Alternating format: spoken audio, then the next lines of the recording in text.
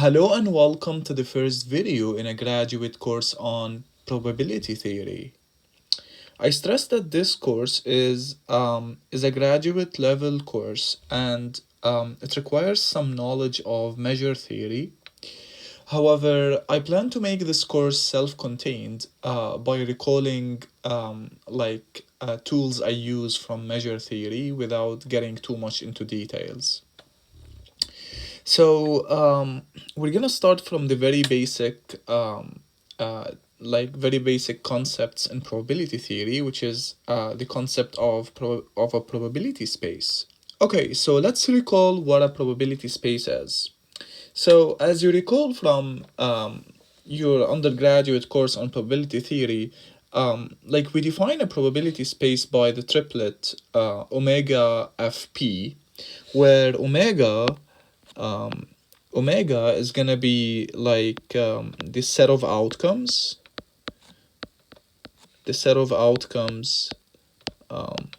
of whatever experiments you're doing. F is gonna be the set of events,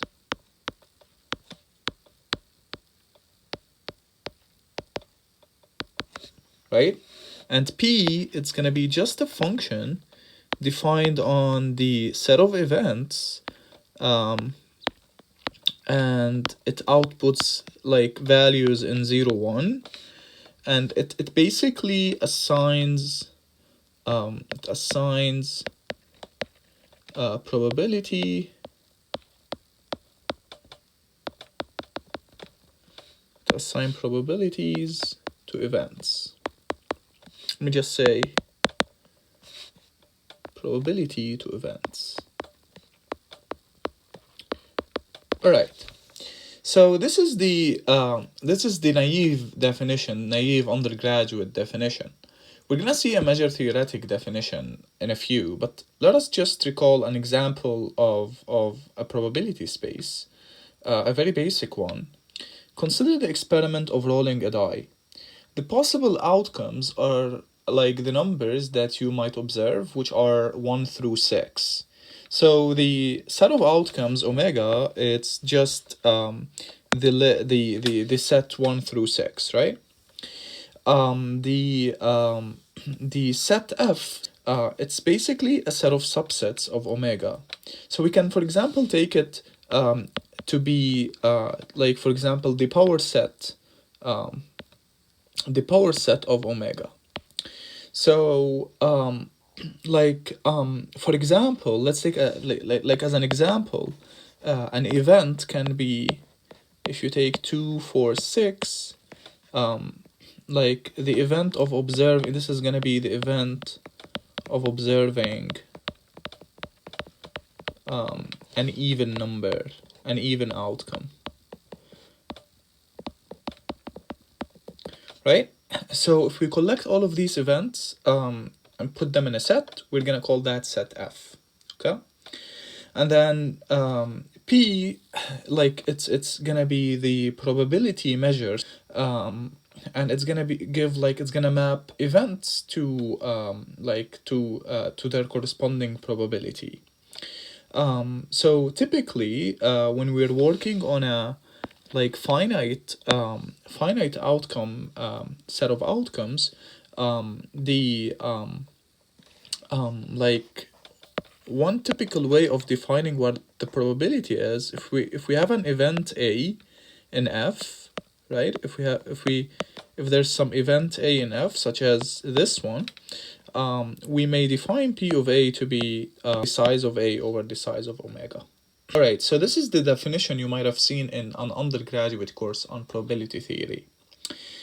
So let's now give a measure theoretic definition of this probability space. So here's what we can say.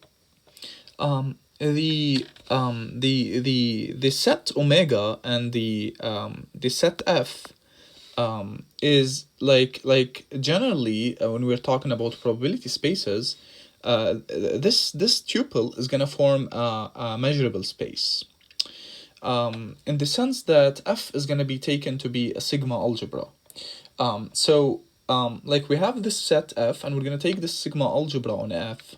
And I remind you from measure theory, a sigma algebra is just like a collection of subsets of omega that is closed under complements, in the sense that if A is a set, or like if is a set in F, then necessarily a complement is also in F. And it's closed under countable union, in the sense that if like you have this AI collection, I bigger than or equal to 1, a countable collection, if you have this collection, this is a collection of events in F, or sets in F, then the union of these, the union of these sets, I equals 1 to infinity, is also in F. So it's closed under complements, and it's closed under countable unions. So this is the definition of a sigma algebra. So when we're talking about a probability space, we're really trying to equip some measurable space. So we're in the first place talking about a measurable space defined on the set of outcomes, and like we're gonna choose some sigma algebra defined there, and like we're gonna equip this measurable space with a probability space, with a probability measure, excuse me. So in this setting, P is just a measure. It's just a measure defined on this measurable space. And recall, just quickly, what is a measure? Well, a measure is just a function that is defined on some sigma algebra F, and like it's defined on some sigma algebra F, and it can take the value infinity, and like it's real valued, and it can take the value infinity, and it's set to be a measure. This function is set to be a measure if it is non-negative and it's countably additive. It's non-negative and countably additive in the sense that, let me just remind you here real quick. So it's non-negative and countably additive in the sense that we require that mu of A to be non-negative for every A in F in the sigma algebra, and particularly we require mu of the empty set to be 0. And like if we have, so this is the non-negativity if you want, and then the countable additivity, it's in the sense that if you have a collection of elements, countably many number of sets, a countable collection of sets that are disjoint. So let me just say here that are disjoint. So these are pairwise disjoint. Then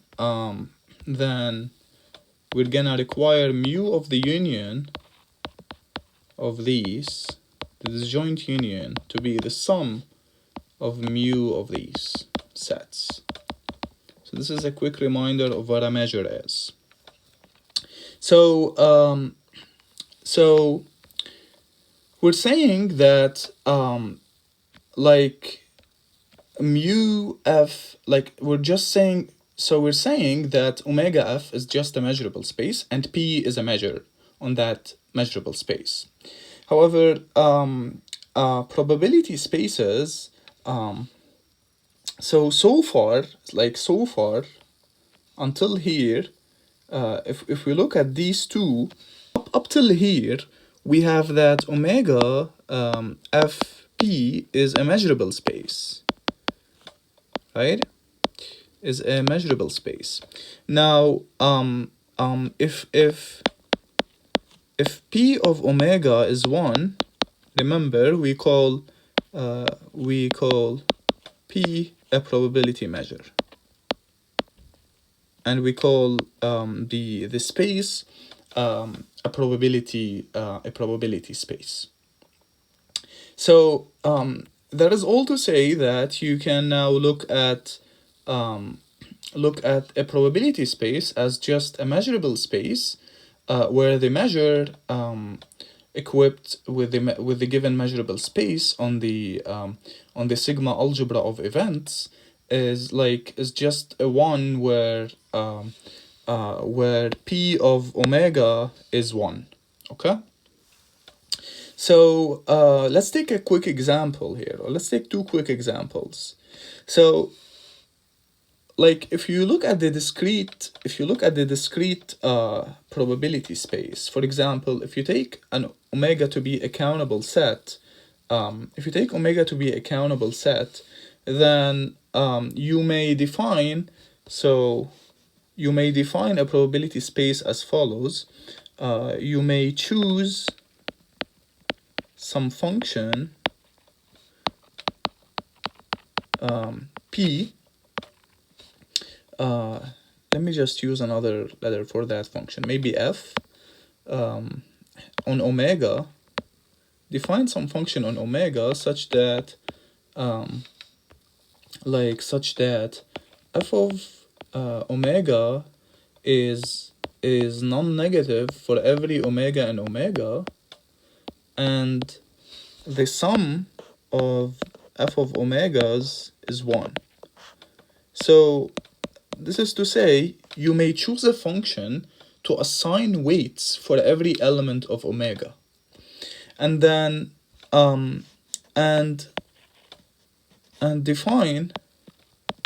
you may define now the probability measure on an event A in F. So if A is in F, you may define that measure on this sigma algebra. You may define it in this way. You may define it by summing all the over all the omegas in A of f of omega. In this way, you guarantee that this is gonna be less than 1, given that this sum is gonna be less than this sum. So this p of A is gonna always output a number between 0 and 1. And you guarantee that the measure of the whole set, because remember now p of omega, if we take A to be omega, this is gonna give us literally this sum.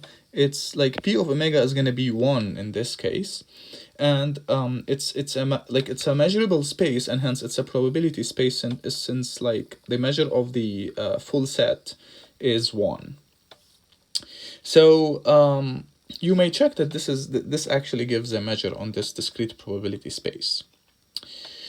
Now, if we go back to the case of the die, for example, where we had something like omega is finite, one may define a probability space by defining p of A to be the modulus of A over the not the modulus, the size of A over the size of omega, right? So so this is one way of defining the measure on the measurable space omega f. For example, over here you may choose f. You may choose f to be the power set on omega. For example, you may choose f to be the power set on omega, and this will give you a measurable space omega f, and you may equip that measurable space with this measure, which is p of A over which is defined as the size of A over the size of omega. If it's not clear right away why this is a measure, you may observe that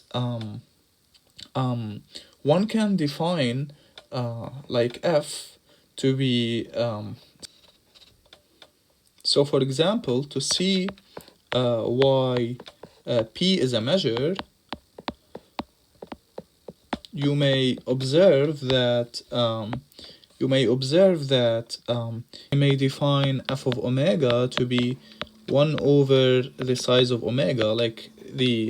I may assign an equal weight to every element of omega, big omega, and I may assign the weight 1 over big omega, and then if I look here, I literally get like if I look at this definition of P of A, this P of A literally matches this definition over here, because we're summing A constants, we're summing this constant A times, or the size of A times. So this is like one way of seeing why this definition gives a measure actually.